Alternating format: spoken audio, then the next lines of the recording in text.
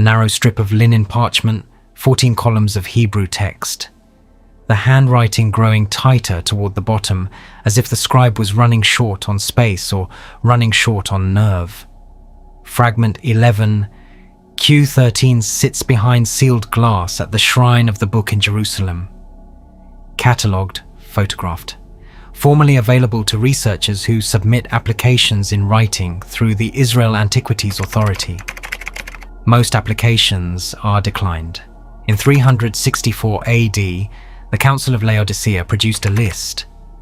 Not a statement of faith, not a creed, a list. Canon 60 names the books permitted for public reading in the church and, by exclusion, names the books that are not. The Book of Enoch is absent from the approved list. So is the wider Enochic corpus surrounding it. The Council's language is deliberate. Texts containing what it calls curious knowledge about the structure of the heavenly order, texts that describe the offices of beings whose nature contradicts established doctrine. Those texts are to be removed from circulation. Not debated, removed. When the Dead Sea Scrolls came out of Cave 1 at Qumran in 1947, 11 separate copies of the Book of Enoch came with them. More copies than most books that made it into the Old Testament. The Council had buried it for 15 centuries. The caves had kept it intact. I'm John Blackwell. This is BlackMythora. I've spent the last several months tracking one figure across the Enochic corpus, the Dead Sea Scroll catalogue, and the canonical New Testament. And what those three traditions say about him, when you read them against each other, is something no translation committee has ever wanted, laid out this plainly. Before we go further, if you want the full written breakdown of this research, the passage-by-passage analysis, the source citations, we have an ebook that covers it in depth. Link is in the description. It goes places a single video cannot. Worth having if this subject matters to you. In the next several minutes, you'll see what the manuscript record actually says about who Melchizedek was, where he came from, what fragment 11Q13 classifies him as, and why the church has been quietly managing that classification for 17 centuries. He appears in Genesis without a father, without a mother, without a family record. He vanishes the same way. The book of Hebrews calls him a being with no beginning of days and no end of life. Fragment 11, Q13 calls him something the church stopped translating plainly after 364 AD, and 2nd Enoch gives him a birth narrative. Specific, flat. The kind of account that reads like a record, not an invention. If forbidden biblical history is what brought you here, subscribe. Every week I go back into the manuscript record and pull out what they buried. This one they buried very deep. Fragment 11, Q13 was recovered from Cave 11 at Qumran in 1956, 9 years after the Cave 1 discoveries. The cave yielded significant material. The Temple Scroll, the Psalm Scroll, fragments of Leviticus. Fragment 11Q13 was among them. The first published translation came from A.S. van der Voorde, a Dutch scholar, in 1965 in a journal called Vetus Testamentum. Not a press conference, not a headline, a technical paper in a specialist publication with a subscription readership that numbered in the hundreds. The fragment is carbon dated to between 175 BC, 26 lines of legible Hebrew, formal Herodian script. This is a fair copy, not a draft, not an exercise. The scribe committed it to good parchment deliberately. Whatever it contains, he considered it worth preserving carefully. The École Biblique in Jerusalem held primary responsibility for the Dead Sea Scroll publication program. Cosmological material, fragments that describe the structure of the heavenly order, the offices of specific beings, the mechanics of what operated above and below the human world, was consistently placed at the bottom of the publication queue. Legal texts moved first, calendar texts moved first. The material that described non-human figures with operational specificity moved last. Milik sat on the Aramaic Enoch fragments from Cave 4 for nearly 3 decades before publishing. Van der Vood's 1965 translation of 11Q13 was unofficial, a departure from the Q. But the full scholarly treatment of the fragment has accumulated slowly, with gaps the pace alone does not explain. Dr. Paul Kabelski at the Catholic University of America examined the fragment closely in his 1981 monograph on Melchizedek and Melchizedek. He noted that the text does not present Melchizedek as a human being elevated to a divine role through service or merit. He named this observation, called it a textual curiosity, and did not pursue it further. He identified the gap and filed it. This reads like an organizational chart with one position at the top, left blank. The function described, the authority assigned, the origin line empty. Open Genesis 14. Abram, not yet Abraham, returns from battle. He has rescued his nephew Lot from a coalition of 4 Mesopotamian kings. He is carrying recovered plunder. And with no introduction, no genealogical preface, no prior mention anywhere in the text, a man named Melchizedek walks out to meet him. King of Salem, priest of El Elyon, God Most High, he brings bread and wine. He blesses Abram. Abram gives him 1/10 of everything. 14 verses. Melchizedek is gone. No father, no mother, no tribal assignment, no city of origin beyond the name Salem. In a book built almost entirely on genealogy, a book where the ancestry of every significant figure is traced carefully, explicitly, generation by generation. This man has none. He arrives, he acts with authority, nobody in the text questions, he leaves. Genesis does not apologize for the omission or attempt to explain it. The writer of Genesis understood how genealogies worked. Every chapter before and after this one contains them. He knew exactly what he was leaving out. He wrote the passage this way deliberately.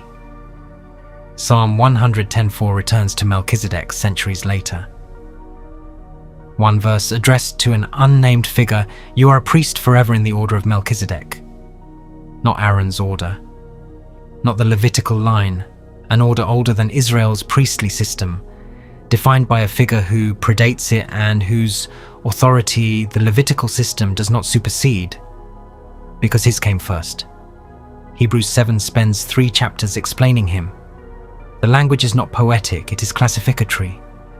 Without father, without mother, without genealogy, having neither beginning of days nor end of life, but resembling the Son of God, he remains a priest forever.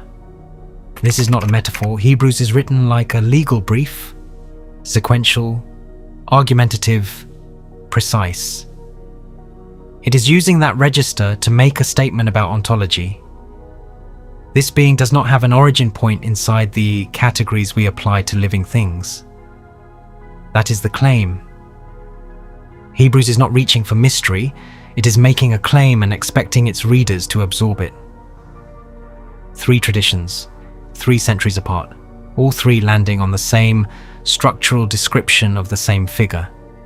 No origin, no end. Authority that predates the systems built after him.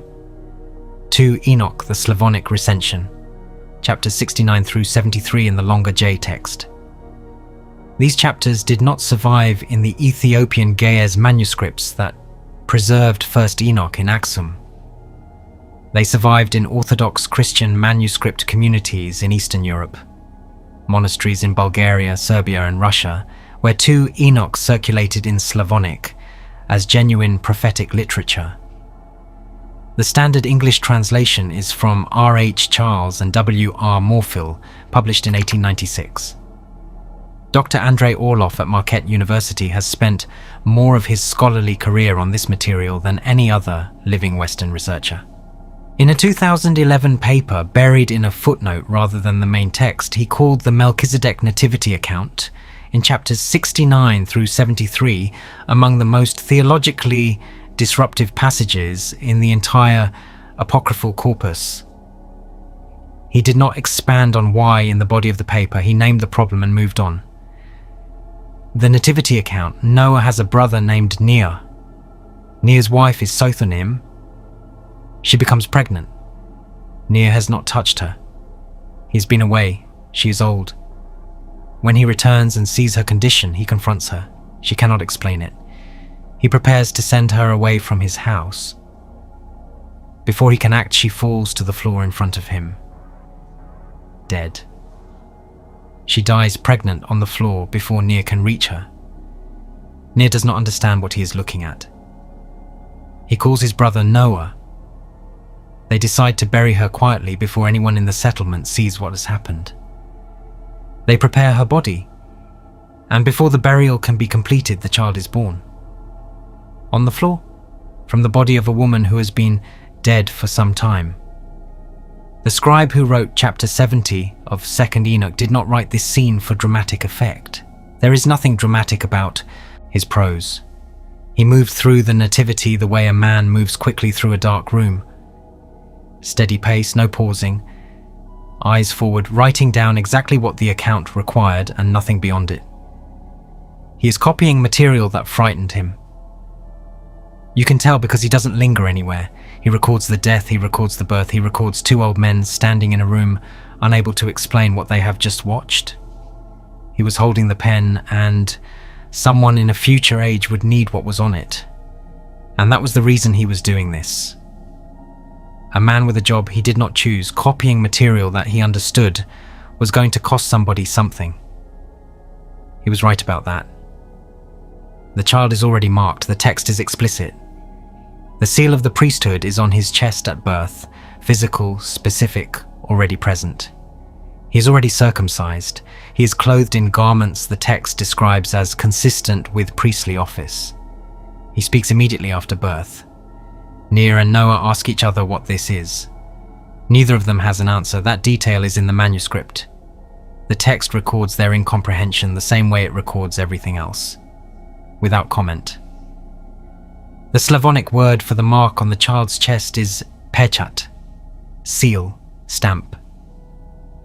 Dr. Orloff, working from what he believes was an underlying Aramaic original of 2nd Enoch, has argued the source term was khatam kahuna, the seal of the priestly station, a compound that does not appear in other surviving manuscript material, but is morphologically consistent with Aramaic priestly terminology from the relevant period. Morphill's 1896 English translation renders the phrase as the badge of priesthood. The word badge makes it sound decorative. Something awarded, something removable. That is not what the text is describing. The text describes something physical already present, placed on a body before it arrived in the room. The Archangel Michael descends in chapter 72. He names the child, he tells Nia not to be afraid, he says this being was prepared before the flood that is about to happen, before the construction of the world about to be destroyed, and will be taken now to the eastern paradise of Eden and preserved there. Not aged by what follows, not subject to the flood, not subject to the kind of death that ended his mother before he emerged from her. Michael departs with the child. The text records the transfer in the same documentary register it has used for the entire account. The child was in the room, Michael arrived, Michael left with the child. The child was placed in the Eastern Paradise. It reads like a custody transfer form. One party received the subject, destination confirmed, transfer complete. Not mythology, not revelation. A record. No writer in 200 BC invents a scene this specific to make a theological argument. Mythology doesn't work this way. Mythology elevates figures. It gives kings, divine mothers, columns of light, heavenly visits that the human participants understand and receive. It does not put a dead woman on a floor and describe a child being born from her body into an empty room where two old men stand there with nothing to say. That level of operational specificity, the kind of detail you'd put in a first responder's incident report, because you are required to document exactly what was in the room, is not what religious imagination produces. It is what documentation produces. He had no template for this in the literature surrounding him. The miraculous birth traditions of the ancient Near East involve gods descending visibly, women who understand what is happening to them, children born to living mothers. The template for a child born from a dead woman without a human father, already marked for an office that predates the creation of the world around him. That template did not exist. He was not borrowing. He was recording. Fragment 11Q13 arrives from an entirely separate tradition, Cave 11, a different community, a different century, a different approach to the text. The Qumran community was not reading 2nd Enoch. They arrived at Melchizedek through Genesis 14, through Psalm 110, through their own cosmological map of the heavenly hierarchy. They had no access to the Slavonic nativity account. They reached the same conclusion about what he is. The fragment classifies him as Elohim, not an elevated priest, not a named archangel. Elohim, the Hebrew term the Bible reserves for God. The Qumran community was not careless with terminology. Their categorical system is strict. Their literature distinguishes carefully between human beings, angelic figures, and the divine. They placed Melchizedek in the category they reserved for God because, by whatever reasoning they applied, he did not fit below it. The text assigns him the role of final atonement. The cosmic Yom Kippur, at the close of history, executed not in a temple by a human priest, but by Melchizedek himself, in a heavenly court, as something he holds by nature. Not by appointment, not by God's delegation on a specific occasion, by what he is, by the category he occupies. Now let me be precise about what I'm not saying. I'm not saying fragment 11Q13 is a scientific classification document. I am not claiming the Qumran community had access to information we lack. What I am doing is reading what the text says and placing it beside what the other texts say. Genesis gives him no genealogy. Psalms gives him an eternal office. Hebrews gives him no origin and no end. Fragment 11Q13 gives him a divine classification and a cosmic judicial role. 2 Enoch gives him a birth that requires a dead woman, a named archangel, and a documented transfer to a specific location described elsewhere in the same manuscript tradition. 5 traditions, 5 separate communities, 3 languages, written across more than 1,000 years. All 5 land on the same 3 properties: non-human origin, permanent priestly function, existence outside normal biological parameters. 1 of those coincidences, fine. 2 possible. But all 5 independent of each other in the same structural pattern, converging on the same figure. At some point the word coincidence has to carry a very heavy load. In 364 AD, the Council of Laodicea used the Latin word curiosa to describe what the excluded texts contained. Not falsa, not mythologica, curiosa.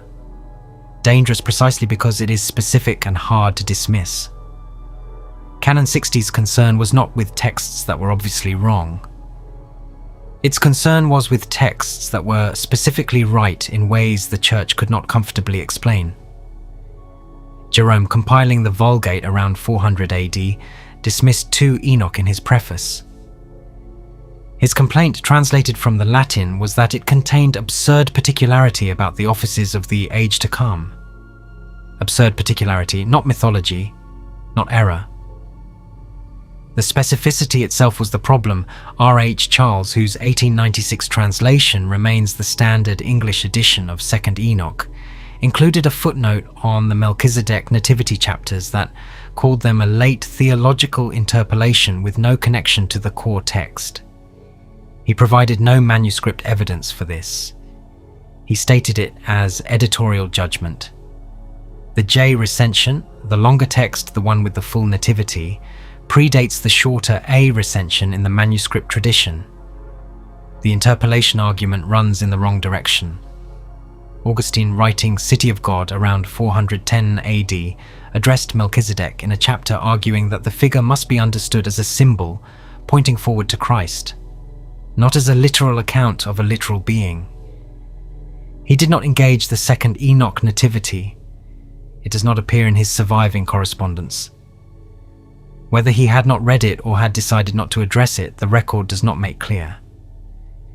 The Ethiopian Revolution of 1974 placed the archive at the Church of Our Lady Mary of Zion in Axum under state administration. Researchers who applied for access to the two Enoch-adjacent material in the years that followed were consistently directed to the existing translations rather than the manuscripts themselves. The J recension has not been publicly exhibited since 1971. In 1967, 2 years after Van der Vood's publication of 11Q13, a theological review was commissioned inside the Pontifical Biblical Institute in Rome. The review was not published. A summary circulated privately among the participating scholars described the fragment as introducing a category of being irreconcilable with the doctrine of unique divine priesthood, as defined at Trent. No formal response followed. Researchers who have requested the full review through the Institute's archives have received no reply. In 1972, at a manuscript studies conference in Vienna, a researcher named Dr. Edmund Brouwer from the University of Innsbruck presented a paper arguing that 11Q13's Melchizedek should be understood as pre-cosmic. Not a human priest elevated to divine status, but a being who existed before the creation event and whose appearances in history were intrusions from outside it. The paper was distributed to attendees. It was never submitted to a journal. Dr. Brouwer published 2 subsequent papers on unrelated scroll material in 1974 and 1976. The Vienna paper does not appear in his bibliography. A graduate student who contacted the University of Innsbruck about it in 1994 was told that Dr. Brouwer's research had moved in other directions. That is all they said. There are really only 2 honest ways to look at what we have. The first is the careful way. Melchizedek is a literary construction, an archetype invented by ancient writers to provide a priestly authority that predates the Levitical system. The Genesis silence about his origins is deliberate ambiguity, a narrative device, not a transcription of fact. 11Q13's Elohim classification is apocalyptic elevation, a community honoring a revered figure with the highest title available to them. 2 Enoch's nativity account is theological elaboration, a later writer constructing a dramatic story to explain the genealogical gap Genesis left open. That is a reasonable position. Serious scholars hold it. The evidence does not exclude it. But here is the second way. What if the Genesis writer left out the genealogy because there was no genealogy? What if the Qumran community placed Melchizedek in the Elohim category because they examined this figure carefully and could not honestly fit him anywhere below it? What if 2 Enoch's nativity account is specific to the point of discomfort precisely because it is recording something that was specific? A dead woman on a floor, an empty room, a mark already on a child's chest, a named archangel, a transfer to a location described consistently elsewhere in the same tradition. In 1997, a team of geneticists led by Karl Skorecki at the Technion, Israel Institute of Technology, published a study in Nature examining Y chromosome markers in Jewish men who identified as Kohanim, members of the hereditary priestly class, descendants of Aaron. The finding across Jewish communities separated for 2,000 years, on multiple continents with no documented contact between them, the Kohanim share a distinctive genetic marker. The researchers called it the Cohen modal haplotype. It traces to a single founding ancestor, one origin point, a lineage that converges rather than branches, as if the priestly function originated not in a family but in a single individual who stands outside the genealogical tree, rather than at its root. The study does not name the founding ancestor. The researchers were not trying to identify a person, they were tracing a pattern. Fragment 11 Q13 says the priestly function belongs to a figure classified as Elohim. Second, Enoch says he had no human father and was transferred to paradise before the flood. Hebrews says he has no beginning of days and no end of life. The genetic study says the priestly lineage converges on a single point that behaves differently from every other genealogy in the record. That research is public, peer-reviewed, in the journal. Anyone can read it. The Slavonic manuscripts sit in Orthodox monastery libraries across Eastern Europe. Fragment 11 Q13 sits behind glass in Jerusalem, catalogued, photographed, accessible to researchers who submit formal applications and wait for the answer that almost always comes back declined. The priesthood is still running, still tracing back to a point that doesn't have a father on record. Still converging the way the text said it always would. Still there. Still holding. The seal still on the record. The transfer still documented.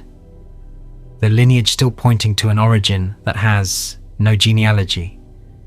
Exactly the way Enoch wrote it down.